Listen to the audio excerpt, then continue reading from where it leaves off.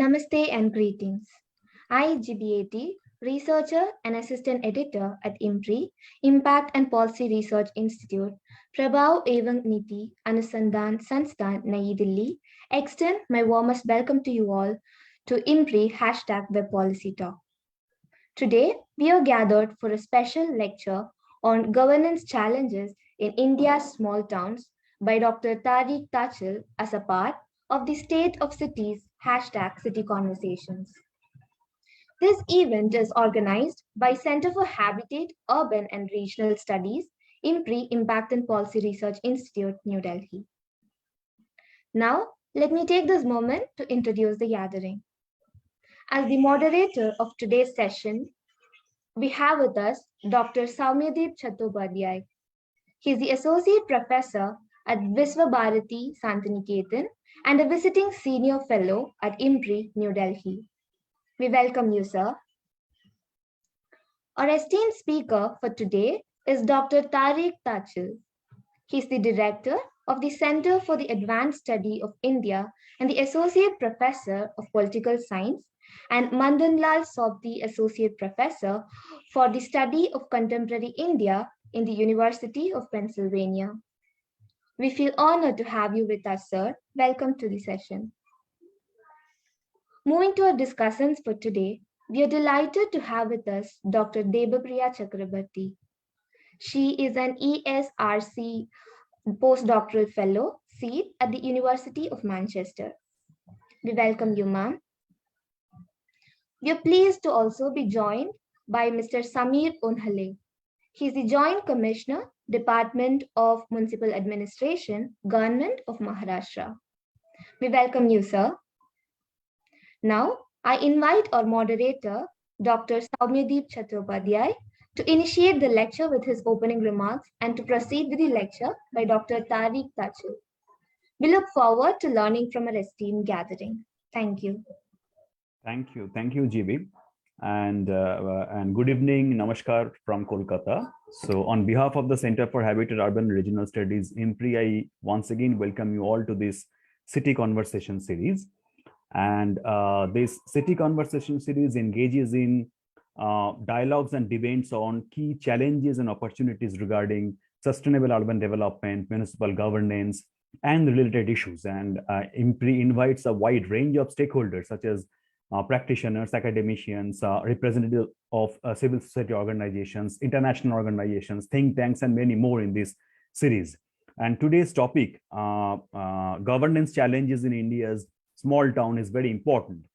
Majority of the India's urban population lives in small cities with population under 1 lakh. In 2011, around 312 million people in India were living in urban settlements with a population between 5,000 and 1 lakh. And while the corresponding figure is 256 million for larger cities and urban agglomerations. Now, these cities experience serious infrastructural deficits and high incidence of poverty. Also, there are the problems of ineffective top-down governance structures, poor finances, weak institutional capacities, and so on.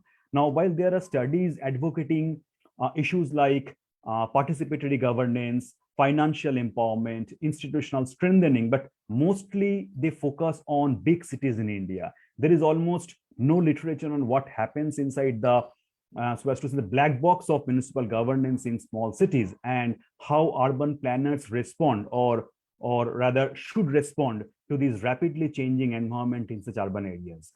And to understand these challenges in India's small towns, we are fortunate to be joined by Dr. Tariq Thachil today. He is the Director of Center for Advanced Studies in India and also an Associate Professor of Political Science at Madan Sobti Associate for the Study of Contemporary India, University of Pennsylvania. And he was also associated with Yale University as Peter Strauss Family Assistant Professor of Political Science and as Associate Professor of Political Science at Vanderbilt University. And his research examines the political parties, the political behavior, identity politics, and urbanization with a regional focus on India. And he has published his research in top-ranked journals, including the American Journal of Political Science, American Political Science Review, Comparative Politics, Comparative Political Studies, Journal of Politics, and World Politics. And Dr. Thachil's first book, Elite Parties, Poor Voters, How Social Services Win Votes in India, published by Cambridge University Press in 2014, won numerous awards from the American Political Science Association, including the 2015 Gregory Lubet Award for Best Book in Comparative Politics and the 2015 Leon Epstein Award for Best Book on Political Parties. And his current research focuses on the political consequences of urbanization and draws on extensive qualitative and quantitative research among poor migrants in Indian cities. And this work has won the 2018 Haynes Elau Prize for Best Article published in the American Political Science Review and 2020 American Journal of Political Science Best Article Award. And also we are very happy to have with us Dr. Debapriya Chakrabarti, who is a ESRC postdoctoral fellow in School of Environment, Education and Development at the University of Manchester. She was also a researcher associate at Commonwealth Local Government Forum at Cardiff University.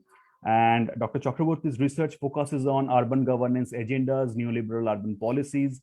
Also, her research expertise is in informal practices, livelihoods, sustainable urban transitions with focus on marginalized communities in the global south. And also we have Mr. Samir Unhale, who is the Joint Commissioner, Department of Municipal Administration and Government of Maharashtra. So with this short introduction, may I now request our speaker today, Dr. Tariq Thachil, to proceed with his lecture. So it's over to you, Dr. Thachil. Thank you so much, Dr. Chattopadhyay. Thank you so much for IMPRI for having me, Dr. Chakrabarti for agreeing to serve as a discussant. I'm very lucky to have both our discussants today, and also to be asked to present some work in this exciting series. So thank you for having me. The presentation that I'm going to make today is on a project that is very new. So it's definitely a project on which I would welcome any feedback. It's a very simple presentation. It's not one in which we are close to the end, much more close to the beginning of this research area. And as Dr. Chattopadhyay says, these spaces are often quite black boxed, these small towns across India. And this is just a very small initial attempt to try and understand some parts of these spaces. And so it's part of a project that's beginning. And so I would definitely welcome your comments and your feedback. And thanks again for having me. With that, let me just share my screen and I'll start with the presentation. So this is work that I'm jointly undertaking with Adam Auerbach, my co-author, who is a professor at the School of International Service in American University. And Adam and I have been doing work on urban India for the past 7 or 8 years together, but we've mostly focused on informal slum settlements in the cities of Jaipur and Bhopal. So this is this project looking at small towns is kind of shifting to smaller urban areas. And just to motivate the larger project and why we've been focused so much on urbanization, of course, this makes, most of you will be knowing this given the theme of the series, but it bears repeating that, between 1950 and 2050, the world is expected to transform from about 70% rural to 70% urban. And if we just look at a map of the share of the world's population living in urban areas in 1950, and darker blue means more urban and lighter and green means less urban, we can see that the transformation between 1950 and 2050 that's going to happen. This was what it looked like in the year 2000. We can see that several parts of the world got more urban, particularly in Southern America, the Middle East. But over from 2000 to 2050, if we look at the places that are going to turn from green to blue, it's mostly across sub-Saharan Africa and much of South and Southeast Asia. And almost all population growth from 2020 to 2050 is expected to occur in urban areas. If we look at the UN 2018 urbanization report, it actually estimated that rural populations are actually going to decline by 500 million after 2020. In fact, last year was the year that aggregate rural population across the world was thought to have peaked at somewhere between 3 and 3.5 billion. By contrast, urban populations is supposed to rise by 2 billion during that same time frame. So if we look at the increase from 2020 to 2050, this urban rise of about 2 billion, importantly, about 90% of it is supposed to occur across Asia and Africa, as I said. The kind of flat green line is for wealthier areas. where urban population and population growth overall is expected to be modest.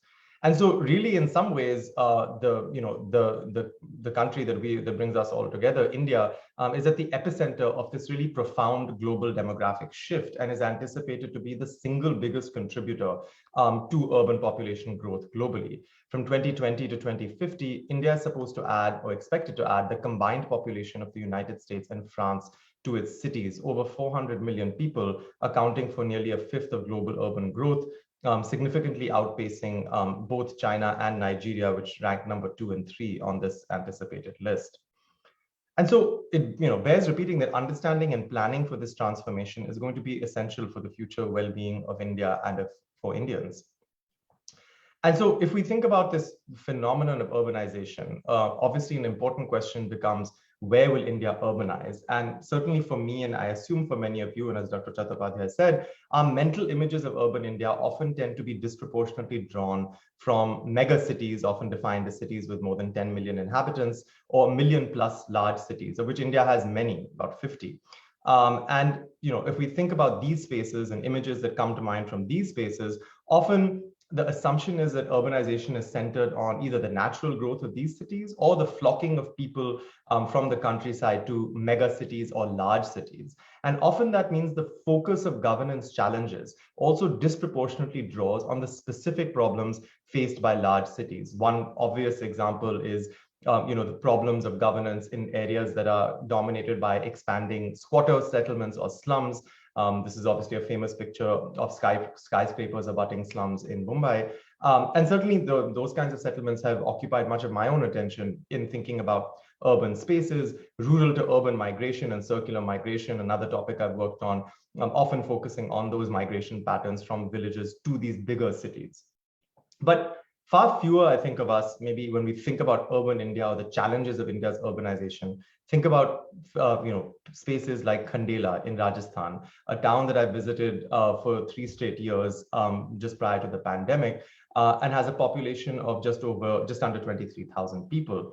Or in the same district, the city of Taranagar, which is just over 30,000 people, both of which are these small towns that often grow out of either being local, regional, or market nodes, or as large villages that expand over time until they are classified as urban areas. And so if we think about these particular spaces of Khandela or Taranagar, while often we may not think about them, much of the growth in urban India, as Dr. Chattopadhyay alluded to, has been in such small towns. If we think of the 7,934 census-defined small towns in India, about a little over 4,000 of them are statutory towns, about a little under 4,000 as census towns that are demographically urban but politically remain not governed by urban governance. If we just think about this population of towns, about 468 of them have more than 1 lakh population, which means that about 94% of these towns have less than 100,000 people. So the vast majority of places that we designate, at least in the census, as urban, but even the vast majority of places that are notified as statutory towns are in fact these small areas. And as Dr. Chattopadhyay said, the populations of these towns often surpasses those of larger cities that we spend much more time on. And so, a large question that I think we need much more attention to are what are the specific governance challenges of these small towns? And at least in my, and I'd love to hear recommendations, but in my own passing of the literature and scholarship on this, I find very few systematic policy relevant studies of small town governments in India. And I think one problem is that we cannot simply assume that the challenges these places face are mechanically the same as of bigger cities. So, our knowledge of bigger cities is certainly valuable, but I do not think we can assume that what we learn about big cities can simply be extended to smaller towns. For example, many of the small towns I visited, managing large slum populations is not a big issue that focuses, that is the attention of their municipalities. And so they deserve their own attention. And so to help address this issue, Adam and I have been embarking on a study of small town governance across statutory towns in Rajasthan. So these are formerly urban towns in the state of Rajasthan where we've done a lot of work. And so we have some initial capacity. And if we look at the distribution of towns in Rajasthan, these are all the towns that have more than 1 lakh population. There are about 30 of them. But just look at the number of towns that you have with less than 1 lakh population, over 150 of them. And they're spread out across the state. And I'm just showing you this visualization because I think I just want to make one quick point, which is often when I've been presenting this work, people assume that by small town, I just mean, the small peripheries around bigger cities. But I think this map makes clear that that's not what small towns are, at least in Rajasthan and certainly in many other parts of India. I've identified here at least 3 clusters where there are many small towns, and there's actually not a big town near them. So these are often these autonomous spaces that are not simply satellites of large towns, and deserve their own study. And again, if we look across the distribution of towns in some of the big states of northern India, Rajasthan, Uttar Pradesh, Madhya Pradesh, Bihar, we can identify similar clusters of small towns that are not simply outgrowths or adjoining areas of large cities. So with that in mind, we conducted field visits to about 18 small towns across Rajasthan in 2018 and 19. And those visits immediately raised fundamental issues of municipal governance that are often more fundamental than issues that big cities face and are familiar to many urban researchers, but I'll repeat them here for the audience. In particular, most of these small towns have yet to set up even basic systems of municipal finance and service delivery or infrastructure provisioning. And I don't think this will shock any of you, but it is immediately apparent when you hit these towns. You see, inadequate road infrastructure even in the main and most highly densely populated town areas. So these were officially the kind of crowded and even well-off colonies within the small towns of Khandela, Taranagar, and several other towns we visited. And this is backed up, these inadequacies of paved roads is backed up by census data that shows, the roads per square kilometers are, even if we adjust for the sizes of these towns, small towns just have weaker road networks than larger cities. And as we go down and up in class size, the class 1 being the largest, class 6 being the smallest towns, we see the road network across Rajasthan gets weaker and weaker. And we see inadequate sewage and drainage systems. We were often traveling during the rains, and you could see that even a mild shower would immediately flood these road systems. Unlike larger cities like Bombay and Delhi, 94% of towns in India do not even have a partial sewage network. In fact, Dr. Chattopadhyay's own work notes this. 93% of urban sewage finds its way to ponds, rivers, lakes, often without treatment. So these are fundamental services we expect cities to provide that these cities do not even have partial provisioning of. Similarly, with weak systems of trash collection, often absent, some of these towns would even have these trash receptacles pictured on the right, but they would just be languishing, not actually distributed across the city, and no collection service. And it's not too hard to find out why this is the case. Why are services inadequate? Well, in part, services are inadequate because spending is inadequate in these cities. If we look comparatively, the annual capital spending per person in cities in China is about $362 per person. In South Africa, it's over $500 per person. And in India, the similar estimation strategies suggested it was about $50 per person. And this is the overall average. The infrastructure spending is even lower than this in smaller cities. So we're not spending enough, at least relative to countries that we might even reasonably compare ourselves to. So what is driving this low spending is the next obvious question. And I think here, if we can even look to, in the case of Rajasthan, the State Finance Commission's own conclusions in a report it authored in 2013, which was on this problem of low revenues. And it said, the rapid growth of cities and towns across the state has not been matched by a corresponding increase in their revenues. In fact, it even said revenue collection is simply pathetic in all these municipalities. And this has been a particular concern for towns, not just in Rajasthan, but across many states of India, since the major local source of revenue for these towns, octroi, which many of you will know is the point of entry tax on goods when they enter the town, was withdrawn in Rajasthan by the state government in 1998. And this was often the major source of revenue for these localities. And there's been no corresponding increase in other revenue sources since this was taken away. And so if we look at why there are low revenues, I should say with a caveat, it's very hard to get systematic comparable data on municipal finance. This is one of the problems of small towns. We don't always have great budgetary data, but to the extent that we do, the available estimates show that municipal revenue, just look at how it's different for big towns and large towns.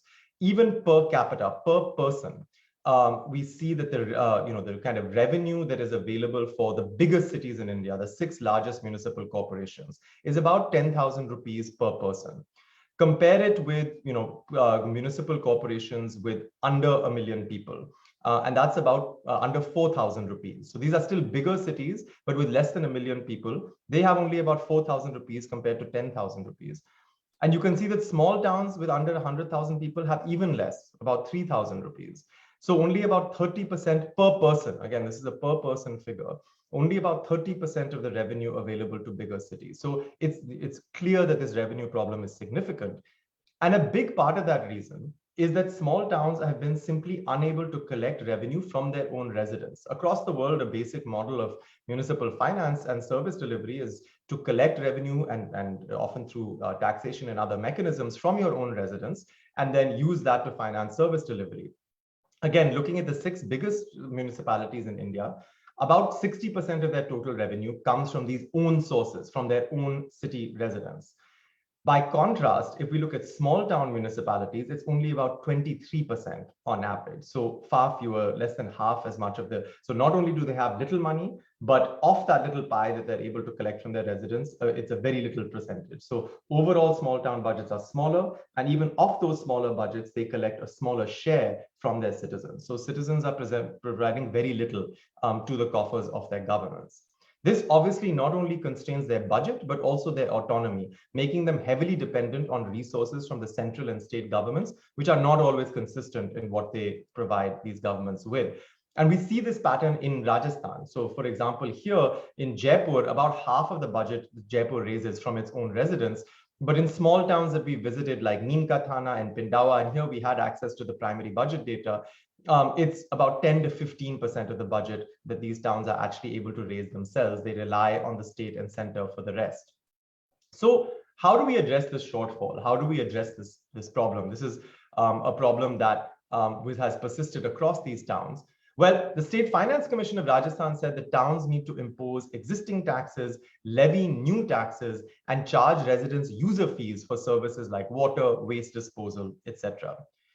That sounds good, but who should be doing these tasks specifically? And often formally, the powers of raising these revenues lies with the elected officials of these small town governments. As many of you know, after the 74th constitutional amendment was passed, power for many of these basic services and revenue raising activities was devolved to local elected governments. And as you know, the 12th schedule actually outlines about 18 core functions, including service and infrastructure provision and local revenue collection to these local governments. And in Rajasthan, many of these duties have been further developed within the 2009 Rajasthan Municipal Act. So if it's these elected town councils that are responsible, what is the logic there? Well, the logic was that by empowering these local actors who are often town residents will be better informed about what their town needs. They'll be elected democratically, so they will have a compulsion to work hard because they're accountable to residents through elections. And they might be also increasingly representative of local populations through quota systems in which 1/3 of seats are reserved for women, and we have reservations for disadvantaged castes. So they're going to be more informed, more responsive, more representative. So if that's the theory of local governments, then why are these local councils failing in some of their basic duties of raising revenues and delivering services?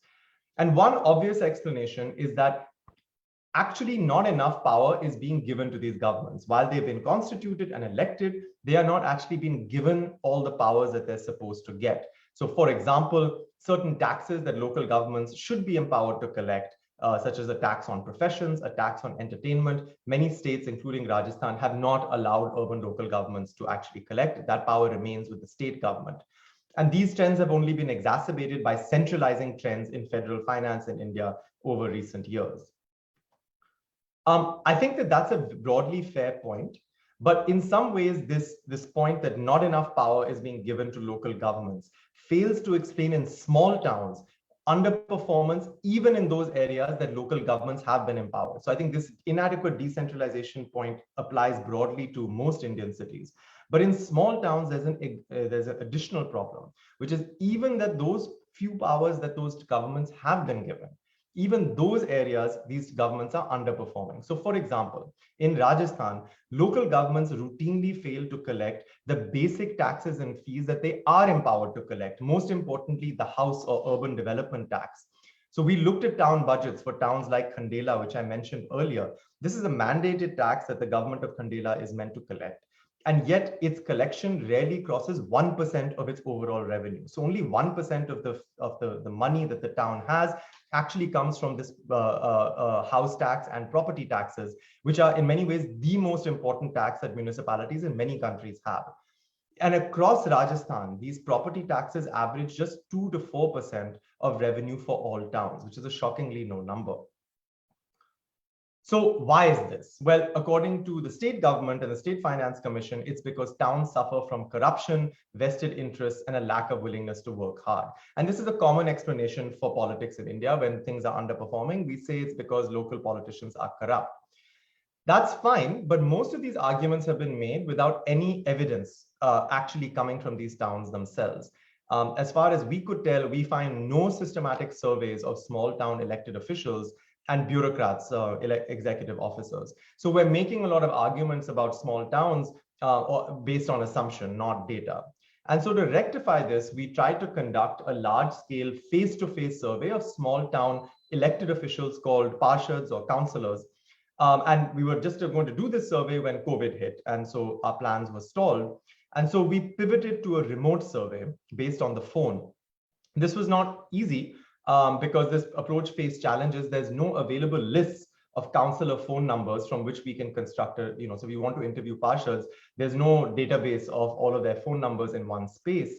So in order to collect the phone numbers of elected officials in Rajasthan, we scraped from the web the candidate affidavits from the last municipal election from the Rajasthan State Election Commission. So you can get these affidavits, as you'll all be familiar and have seen, no doubt, that all candidates for these local elections are required to file. And these candidate affidavits actually had the name of the candidate, the ward number, and their mobile phone number.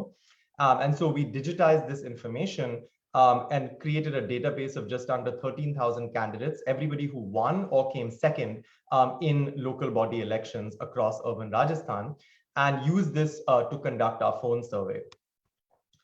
So for the past 3 months, we just concluded this phone survey, and we were able to survey just about 2,000 officials, about 1,148 elected ones who won the race, and about 900 people who came second.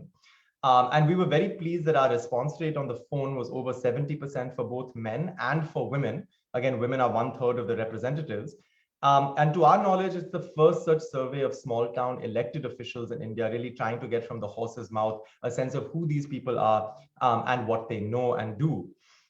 And in some ways, actually, the COVID survey forced us to go online. And that in some ways was a blessing because it allowed us to capture a much larger sample across many more towns than if we had to go to every town personally. And so just very basic data that we got from the survey, if we think of from our sample, about 86% of our sample was Hindu, 12% was Muslim. It's distributed across the caste spectrum. About 23% are either scheduled caste or scheduled tribe, 41% are OBC, 24% are forward caste. Very even across the parties, about 38% Congress, 37% BJP, a high proportion of independent candidates, which is common in these smaller towns. Interestingly, about 7 out of 10 candidates have never contested elections before. So the vast majority of people who are governing in these spaces have very low political experience. And the average education was about 11 years. About 20% of the sample had less than 8 years of schooling. I'm not going to talk too much about all the different parts of the survey. I just want to focus on one simple point before I conclude, which is that one of the things we found was a fundamental lack of information and knowledge from these small town elected officials about their basic responsibilities. So how do we measure that? Well, what we looked at was we tried to look at what does the Rajasthan state government itself expect these local officials to know. So just last year, the Rajasthan local bodies directorate issued a councillor's handbook in which they said it's very important that councillors actually know the legal basis of their authority. And in particular, it highlighted that the 74th constitutional amendment, which establishes the municipalities and the councils to which these officials are elected, is the most important piece of legislation for these officials to know. So we asked and found that less than 3% of elected officials actually have ever heard of the 74th Amendment or know that it is the basis of their authority. So by the state government's own plan that this is the most important thing they should know, only about 3% actually have ever heard of it. It was a very low bar. We just wanted to know if they've even ever heard of it. Only 3% said they knew. And these are 3% of the elected officials, the people who won their election. We then asked if councillors knew about official urban planning priorities for their town, since their government is in charge of this. Each town in Rajasthan, the state government has developed a master plan that's supposed to cover from 2010 to 2031. And these plans develop an outline of how land use is supposed to be developed in these towns, an incredibly important issue. So this map is for the town of Neemka Thana and shows what the land use was in 2010 and what the goal is to become in 2031. And again, these elected officials are going to be a key part of the process of this master plan being executed. But only 43% of elected officials even know that their town has a master plan. And only 5% have ever seen the master plan and know what years it's for. Similarly, if we think about the revenue raising role, the importance of these towns to raise revenue, and how crucial that is to actually deliver services. Well, we would think that one stop is, do these elected officials even know about the mandatory taxes that their government should be collecting from residents? The most important, as I mentioned, is the urban development tax. In Rajasthan, this was formerly known as the house tax. This is just the form for filling out the house tax for residents to do. This is collected in Rajasthan on any residence that's over 300 square yards and on commercial, institutional, and industrial areas. So in the Rajasthan Municipal Act, councillors are told this is a mandatory tax that your government has to collect. They are also empowered to levy certain new taxes to enhance resource collection. So if you want to boost the budget of your town, the local council can pass and then send to the state for approval new taxes on things like advertising, lighting, fire, and stamp duty surcharges. Do the councillors know about this? Do the councillors know that they are empowered to charge fees for services? So if we are providing solid waste drainage, safai, pani, are we allowed to charge fees for that? Do councillors even know that they are allowed? Forget about whether they are doing it. Do they even know that they're supposed to be doing it? So what we found is, again, about 57% of officials know that their government is supposed to collect house tax. So basically about half don't even know they're supposed to collect this urban development tax. Similarly, about half don't even know that they can levy new taxes. Less than half know they're supposed to collect user fees. And moving on to key budgetary duties, Rajasthan state law actually says the elected council officials and council chair has to approve any new infrastructure project for their town that is over 1 lakh in expense. And for slightly bigger Nagar Parishads, 2 lakhs in expense. So another rule is that the council has to create and approve its budget by mid-February, and this council must meet 6 times a year. So these are just the basic outlines of what these elected officials are supposed to do. Finally, they are supposed to create formal committees, a range of committees to implement taxation, service delivery, etc. So these are, again, basic things these towns are supposed to do. Do they know this? So only about 23% know that their council chair has to approve expenditures of over 1 or 2 lakh rupees, depending on the town size. Only about a quarter even know the number of times their council should meet each year. And less than 3% know the date their council must finalize their annual budget, which is one of the key activities they have to do. Somewhat shockingly, even to us, there's almost no functional committee of any type in any town, even an executive committee, which is meant to be the big committee. Basically, less than 2% of respondents even know that they're supposed to exist, and they don't exist in practically any of the 60 towns that we surveyed. So for us, we think these are pretty sobering results. The questions we asked were very basic, low bar, fact-based questions. We didn't really ask for whether you knew how to do things, just whether you knew you were supposed to do things. And what we find is that some of these knowledge gaps are particularly acute for particular kinds of elected officials. So we looked, for example, at gender, education, and social groups just very quickly. We see men in yellow and women in blue. And we do see that for some certain items, women are especially not knowing. So for example, that the council should collect house tax, or that the chairperson's approval is required, some key duties, women are significantly less likely to know about that than men. At the same time, even men don't fare very well. If we take a 50% as like just a basic threshold, even men only cross that threshold on 2 of these items. With social group, if we look at Muslims in blue, SC/ST in orange, OBC in gray, and upper caste in yellow, again, we see some discrepancies. So for example, upper castes are more likely to know than Muslims that you can levy new taxes. But again, broadly, most groups don't fare well. So even upper caste Hindu elected officials don't cross 50% for more than one of these items. Similarly, with education, we do see more educated respondents in orange. They often do know more than less educated respondents. But again, I would say, while these gaps are there and they're important, I would say overall the takeaway is that really there's no group that knows very much. There are some differences, but no group crosses 65% on any measure. Most don't even cross 50%. And when we compare this even with runners-up in orange, we see similar lack of knowledge. It's not that this is a problem just for the people who happen to win the election. Even if the person who came second and won the election, our results probably would not change very much. So just to conclude, I think these findings have implications for improving small town governance, because often our focus has been that we are not decentralizing enough power to these local governments, or that these local governments are corrupt, or that they don't care. And I think all of those arguments may have merit.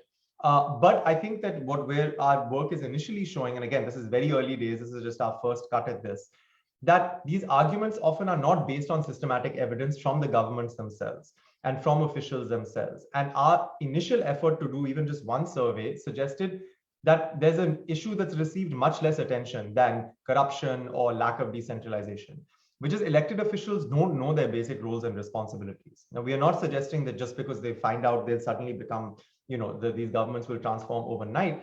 But it does suggest, I think, that the severity of knowledge gaps suggests that even modest training efforts may provide at least some boost to governing capabilities of small towns. Simply decentralizing more power to officials who don't know what they're supposed to do may not be very effective. And the training may be especially helpful for vulnerable groups, women, lower castes, and Muslims who have lower levels of information on key items. And these training efforts, therefore, might simultaneously improve the efficacy of these governments, but also the representative quality of local governments, because they may disproportionately empower marginalized groups. Again, we do not suggest it's a silver bullet, nor do we want to deny real inadequacies in decentralization of municipal finance and empowerment of local governments, or the possible malfeasance or corruption of local actors. But I think we want to say, let's begin by looking at something that may be more low-hanging fruit, these very important knowledge gaps that may be easier to address through policy than corruption or politically fraught issues of center-state relations. And I think one silver lining in our survey was that only 5% of officials said they got any training, but 94% expressed a desire to participate in training if provided, and expressly said they would like to learn about how to manage budgetary affairs. And in fact, we got an email from a respondent from one of the elected officials after the survey saying that he would like to participate in a training based on the survey questions that we had asked, because he didn't know most of what we were asking, which I thought was a refreshing moment of honesty. Anyway, again, just to conclude on the research front, these are very early days for understanding these spaces. We are planning to try and collect data to more rigorously measure the capacity and performance of these governments, to understand variation, which towns are doing well, which towns are not, and to survey bureaucrats who are also obviously important actors in these towns, and the residents themselves to see how they interact with their government and what they expect. And we hope that this will be part of an effort to study small towns in India more systematically, as they surely deserve. So with that, I'll conclude. Thank you so much. So thank you, Dr. Tariq, for your excellent presentation. And really, you have mentioned so many important points. First of all, you highlighted about the importance of this metrocentricity of the present urban scholars regarding these urban governance challenges. And also you have mentioned about the problem of inadequacy of the infrastructural facilities, which can be, in fact, is attributed to this poor financial health, which are leading to this low spending. And you highlighted the aspects of low revenue autonomy of these small towns, making them largely dependent on the grants. And city governments, they lack power even to set and collect taxes. These are some of the problems which are there in the context of small cities. And even the implementation of the decentralization reform is at best can be considered as partial. You have mentioned about the survey of the local elected councillors. They were mostly unaware about the various provisions of the decentralization reforms, including the revenue raising power and key budgetary issues and so on. And also the problematic part of is that this basic knowledge gap, which is in general found to be invariant to caste or gender or social relations. So, and all these you have rightly pointed out raises our concern regarding the efficiency of, or the efficacy rather, of this entire decentralization reforms on which we are banking on to improve the urban governance situations in most of the small towns in India. So I hope many more comments will come. And with this, let me now invite Dr. Debapriya Chakrabarti. If you please share your comments on today's presentation. Thank you. Thank you very much for inviting me. Thank you, Professor Chattopadhyay, for moderating this session. And thank you, Professor Thachil, for this wonderful, fascinating presentation.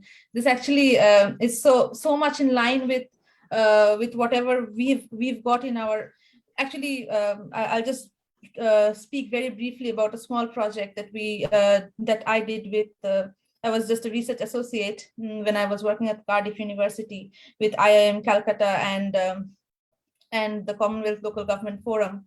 So this was about border towns in the India-Bangladesh border, and one of our case study location particularly was the small town of Bongaon, which is very strategically positioned because it's about six kilometers from the Petropol-Benapol border, which is the largest land port in South Asia, I think, about 20,000 crores of transaction that happens from there. And this town is facing drastic change in the urban form. Actually, it's seeing urbanization due to not only the trade that happens through the Petropol-Benapol border, but also because a lot of Bangladeshi citizens, they come to India for medical healthcare reasons. So they come for to the doctor's checkup, and they eventually come to Calcutta. But then Bonga is becoming like the hub of these things, and approximately the population of Bonga is just 1 lakh plus. But the thing that we found was this, being so marginalized in terms, spatially marginalized. Bonga is not marginalized because it's not only the state government has immense power over the local ULB, but also with the presence of the BSF so close to the border, the central government has a lot of there's this power tussle between the central and the state powers, and particularly the ULB is in a position to not only do nothing about the infrastructure. They wanted to, just a small example was, they wanted to build a shed for local vendors to close to the Petropol border, but then that got, it had to go through the BSF, etc., and that just got stalled. So this is an interesting case, and I don't know whether you know this. Recently, with the amendment of the BSF Act of 1968, the power of the BSF is now from 15 kilometers inside the border. They're now extending it to 50 kilometers. So this is going to impact a lot of small towns around the borders, particularly. And I think this is the point that you made about the efficacy or the decentralization of power that has actually not happened in these smaller towns, and I think this is something that we need to look into. There needs to be much more discussion in the policy and the academic realms about this issue, and and probably, and I also think the point you made about surveying bureaucrats. While we were doing this research in this border areas, not only just Bonga, we looked at the rural areas around the border as well. And this was also during the pandemic. We were not able to go, but then whatever we could do over the phone, I thought that even the bureaucrats were not in a position to comment about this, what their powers actually were. So something that we might want to reflect on later, because this is increasingly one of the more important issues that we have to think about for future India. Yeah, that's it. So, well, thank you, Dr. Chakrabarti, for your comments. And just to add to what you have said, like, I have recently going through one interesting book by Suraj Jacob and Babu Jacob. It's the Governing Locally by Cambridge University Press. So they are also this problem of local capacity. So the author, they did a survey on some of the towns of Kerala and Gujarat, and there just very interesting comment. We are quite contrary to our expectation of this popular participation, and we are hailing Kerala experience. What we are seeing is that the rule-making authority regarding this implementation of this decentralization reforms in case of Kerala lies with the state governments, whereas it is completely the case opposite in the context of Gujarat, which crucially shape the decision-making power of the local bodies and their ability to provide services. So this is a very interesting study, and you mentioned quite rightly about the state-local relationship and how this can shape this entire governance framework of the of these small towns in India. So thank you so much, and we also have with us Dr. Samir Unhale. So I'm sure that he is going to present some bird's eye view, being an administrator. So it's over to you, Mr. Unhale. Thank you very much. It's great to be back with IMPRI. And thank you, Dr. Tariq, for putting your research efforts into the smaller towns, the problems of smaller towns. And also to Dr. Debapriya for her efforts in trying to understand the issues with smaller towns. Probably is working with smaller towns for last maybe 2 decades or so. I am probably not as pessimistic as it might be sounding, but I found the councillors in local bodies are much more intelligent. They are much more practical. They are much more focused and result oriented than probably what the people who are working with the municipal local bodies are. So maybe my perceptions are determined more so by what's happening in Maharashtra. Because probably Maharashtra was one of the first then British provinces to have the municipal governance framework, especially the central province and Berar. And I think the Bombay province had municipalities right from 1850 and 1852 and 1853. So probably there's a long history of urban local governance in the municipal approach in probably the state of Maharashtra.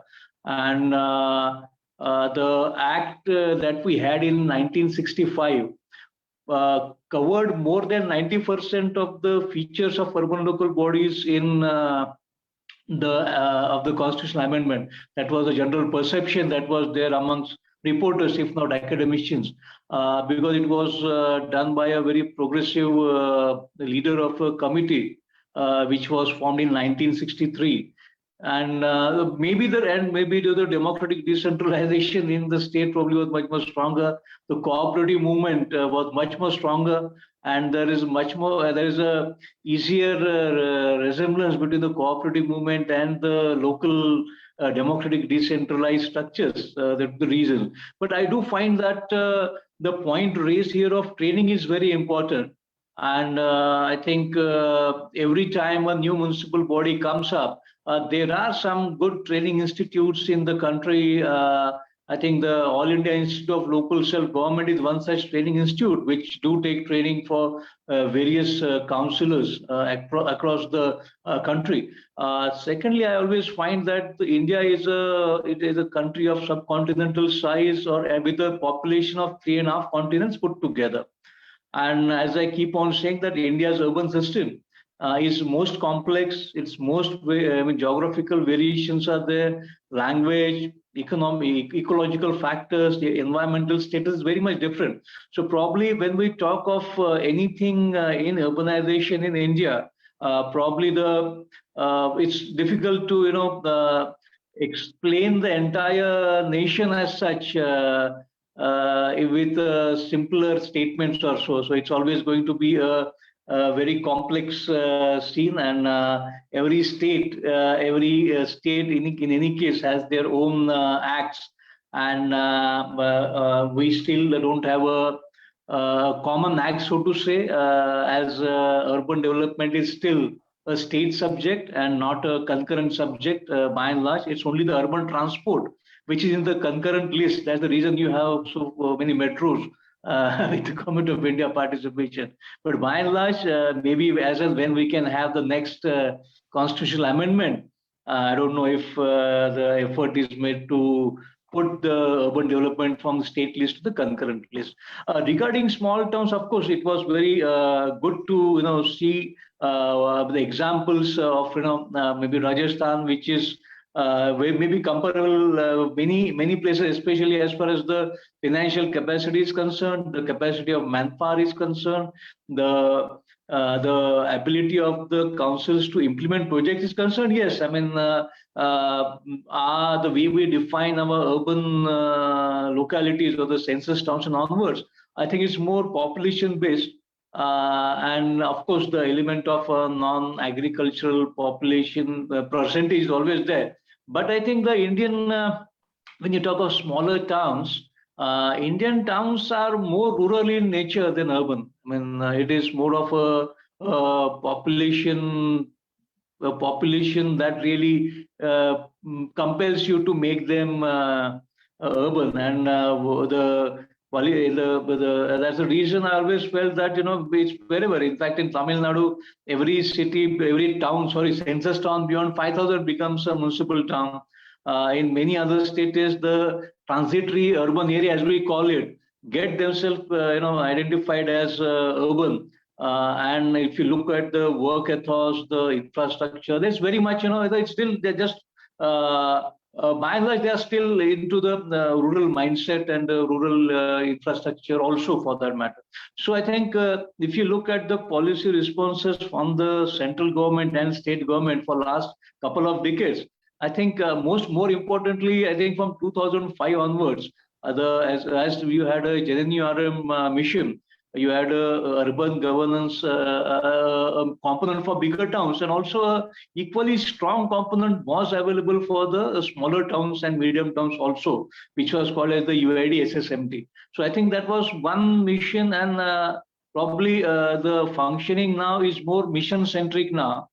We have more and more missions being administered and executed. So as far as the even in the state of Maharashtra, I can share that there has been a state scheme also, which is called as the Golden Jubilee. It started then actually, the state formation, and that focuses essentially on the infrastructure of smaller towns.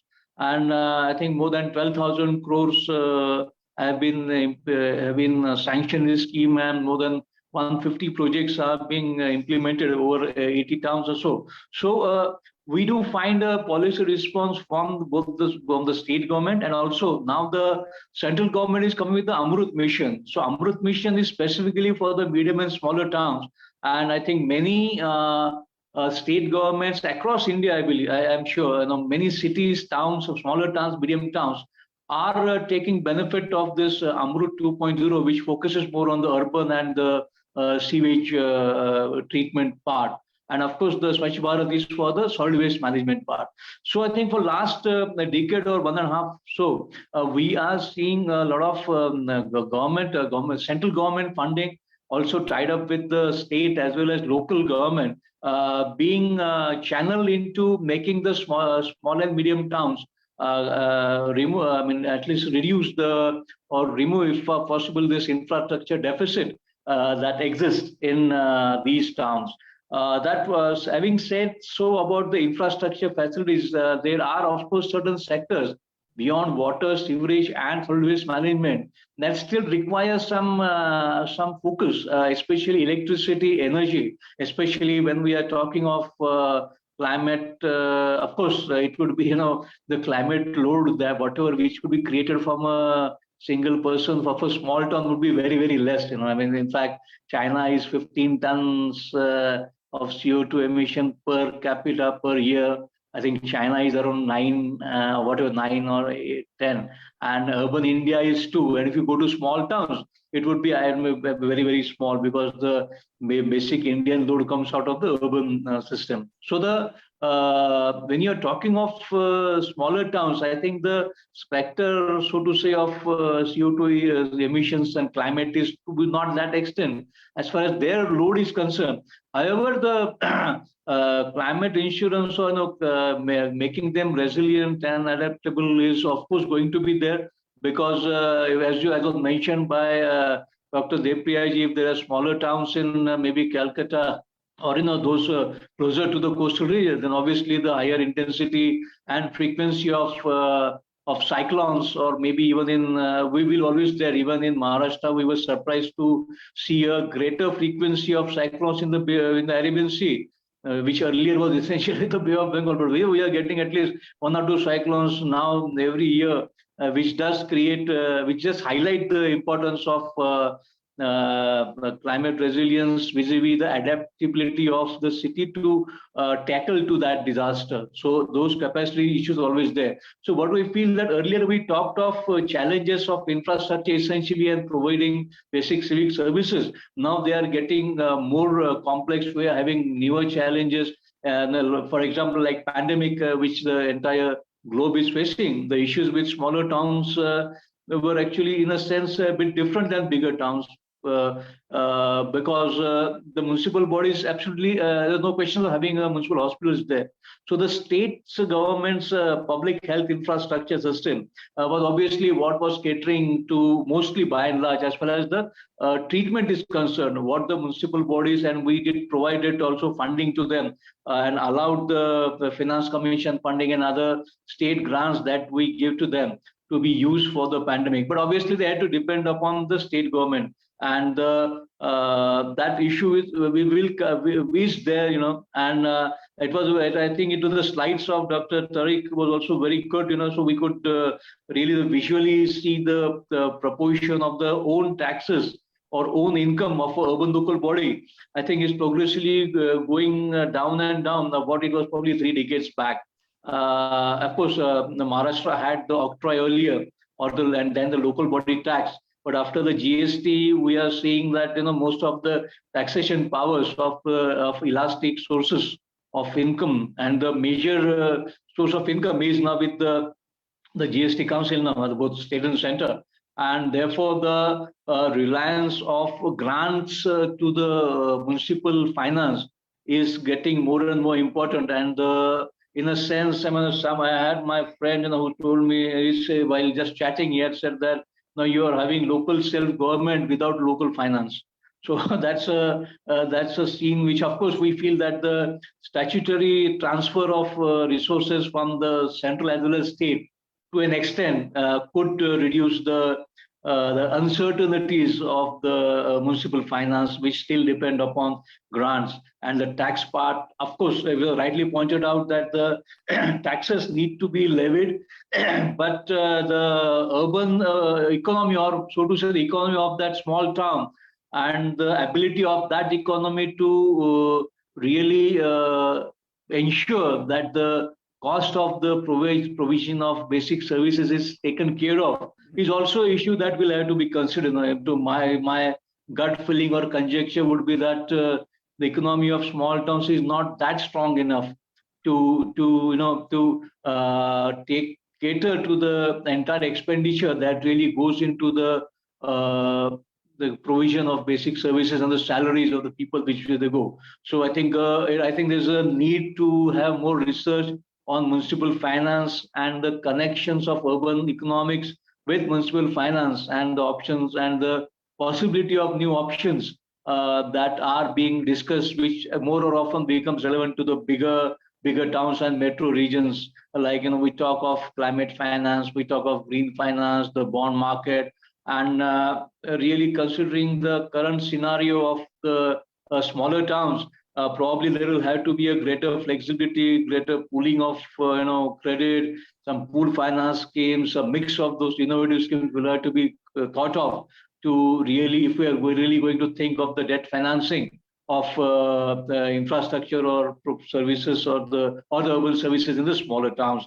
I think moving from finance and the infrastructure provision and basic services, probably I think we are aware now that a lot of indices are now being there and a lot of competitions are happening. We have municipal ease of living index, you have ease of doing business, you have got municipal performance index, we have got Swachh Sarvekshan competitions, we have got, so a lot of data I believe is now getting up with the central government in digital format. In fact, I had done a small exercise myself in which all these various competitions that the central government is taking, there are almost 780 data points, and they all are on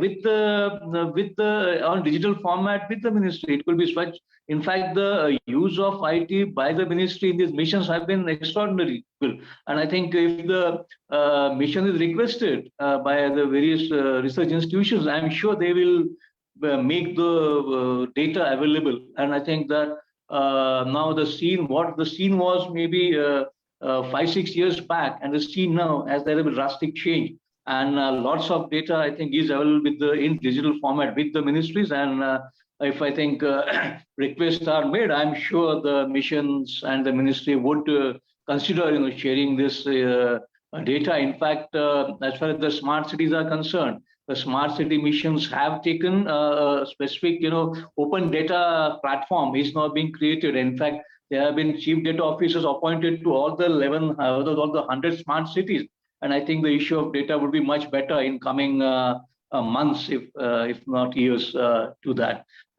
Fourth issue I wanted to really share and raise here was that of the human resources, both the political as well as non-political. I think political, of course, the findings which they are, it also depends on which year of the election we conduct the data. I think that data point could also be considered. If you're going to take the survey in the first year of their election, obviously they would be knowing less and less. And as the years progress, then they become much more smarter than even the officers there. So they know much more than them. So I think the data, when it is conducted, could also be a point which to let us know, whether they are really knowing that or not. That's one point I wanted to share. Secondly, I think as I said, is more semi-rural. The smaller towns of maybe 50,000, at the 30,000, 20,000, maybe 80,000, 1 lakh. At least around 50,000 are almost semi-rural, and the councillor represents a family and not an individual.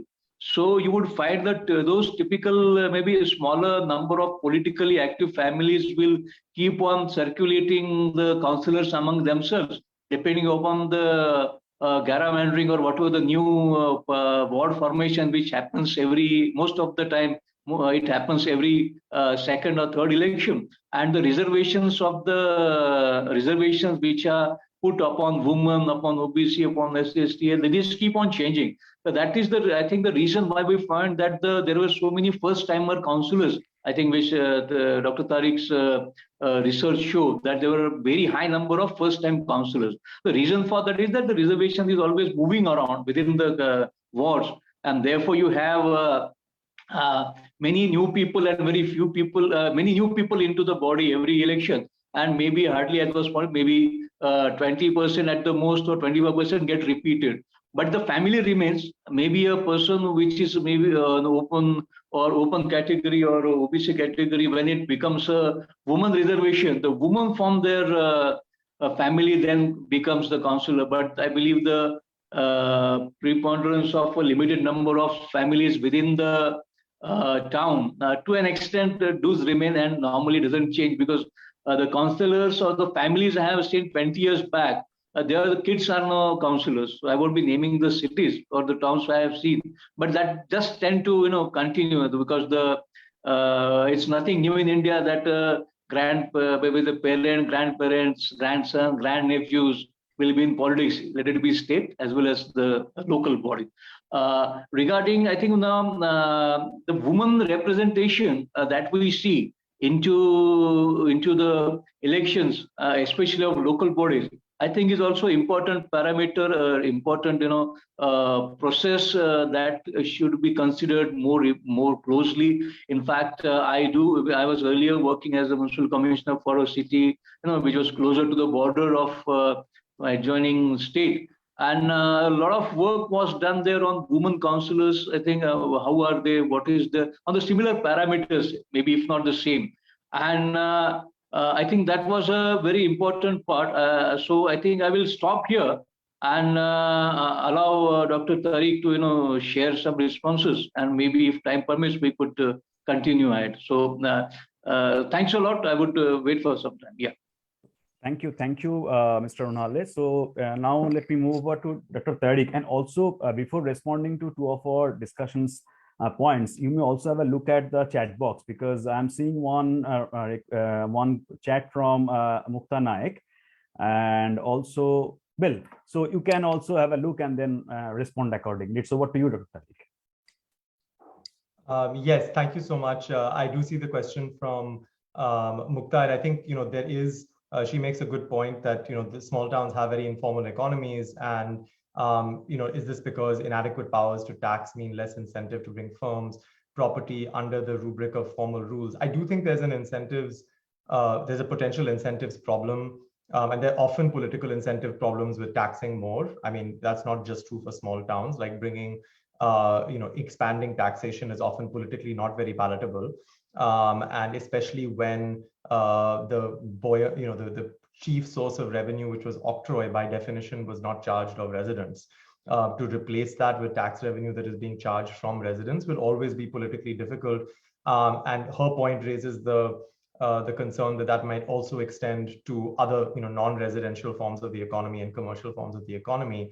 And I do think that it is possible. She asked, is it possible for small towns to improve service delivery and self-finance without formalization? I think as it stands now, yes, because a lot of the most important forms of taxes, such as the property tax, don't necessarily, the rates are so low of collection that it's not just because even from the assessed tax, the ratio of collected tax is very little. So even on formal properties where the tax is being assessed, it's not being collected. So that's just one indicator.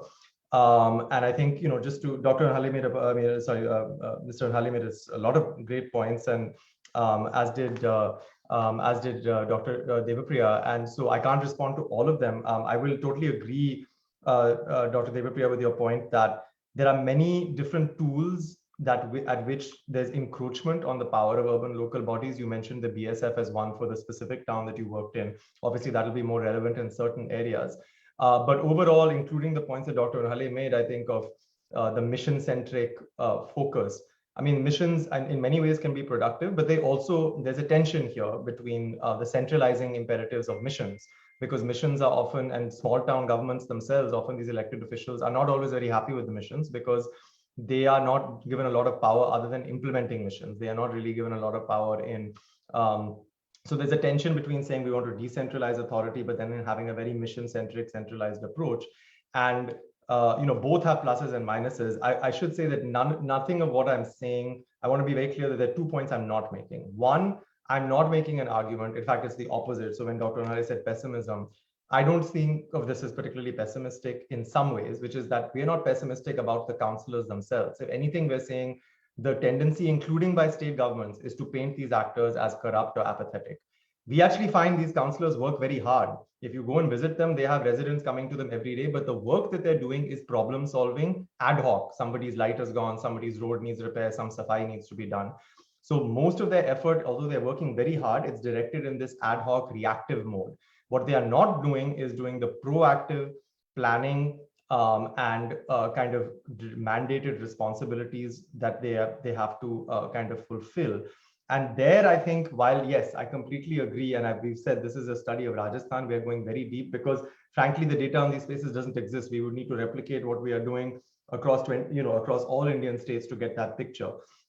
But even if you just look at some of the available statistics, this is not a Rajasthan-centered problem. Even a state like Maharashtra, the revenue-raising capacities of these towns, in fact, Maharashtra is on the higher end, but it's still only about 60% of revenues are coming from own sources, and that's one of the highest in India. And overall, most states in India look like Rajasthan, where a very small percentage of their own revenue sources are coming from within. So the reasons may be specific to states, but the problem is, I think we can agree, is one that at least afflicts the majority of states, which is that we should shy away from generalizations as much as possible, except when there are some broad truths that emerge. And from the limited, again, more data is needed, better data is needed. But to the degree that we know something that is affecting small towns across most Indian states, it is that they are resource strapped. And often the problem that we are saying is that this could end up being an argument against decentralization, which is not what we are saying. What we are worried about is that because these towns are both not lacking in resources, and because these elected officials often don't know their responsibilities, we might look at them and say they are ineffective and therefore we should take power away from these governments. And what we are saying is they are not really being given a fully fair chance. And a fully fair chance does not mean just give them more and more responsibility. That is not going to do very much if the actors you are giving more and more responsibility to do not know the responsibilities they've already been given. So even the few responsibilities they've been given, they don't know about. They're basically being told to collect one major tax, and half of them don't even know to collect that tax. And incidentally, the timing of the election, I don't think matters. This was, taken a year to 2 years after the election. But first of all, 1 or 2 years into a 5-year term, that's half your time. But secondly, even if we look at people who previously contested elections, even they still don't know. So even multiple cycles, the knowledge does not uptake. And so I think we have to look at something that is more systematic.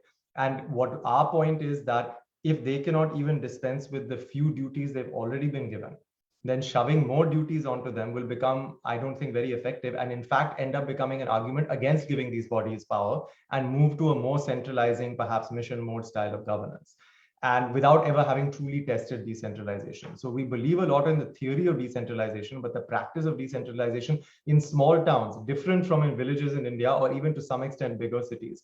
I think in small towns, the decentralization experiment has been in some ways implemented the weakest. And so we are just pointing to one nugget, the information of these of officials, as one piece of the story, certainly not the whole story. But I'll stop there. Thank you so much for the audience and for everyone for participating and for inviting me. Thank you, Dr. Tariq. You rightly just highlighted the importance of the distinction between de jure decentralization and de facto decentralization. The true local autonomy to make decisions and to implement them is what we lacking in most of the Indian cities today. So since we are running late on time, this discussion has been really engaging and we could have taken it forward, but we hope to hear more from your research in the near future as well. So it's very interesting. These findings are really interesting. So just before formally ending this, may I now request Dr. Simi Mehta, who is the CEO of IMPRI, to formally present this vote of thanks. It's over to you, Dr. Simi. Yes, thank you so much, Dr. Soumyadip. It has really been very enriching and actually learned a lot. So thank you so much, Dr. Tariq, for your enriching lecture. I would like to propose the formal vote of thanks on behalf of the IMPRI Center for Habitat, Urban and Regional Studies to our speaker, Dr. Tariq Thachil. Thank you, sir, for joining us this morning from the United States and for presenting your research, which is very, very insightful. And we wish you all the best for your continuing research on this. I would also like to take this opportunity to thank our discussants, Mr. Samir Unhale and Dr. Debapriya Chakrabarti. Thank you, sir and ma'am, for your time and for your very, very insightful inputs. And thank you so much to our moderator, Dr. Soumyadip, for taking this program ahead and for moderating and leading this program so successfully. So thank you so much. I would also like to take this opportunity to thank our attendees here on Zoom and all those who are watching us live on Facebook, and to all those who will be watching us later on YouTube and listening to the program on our different podcasts. So thank you so much, and I wish you all a very good day. Thank you. Thank you. Thank you, Thank Dr. you. Thank you so much. Thank you. Thank you, Dr. Thank you. Debapriya. Thank you very much. Thank you, Mr. Thank you. Unhale. Thank you so much for your comments. Best wishes. Thank you. Best wishes. Best wishes.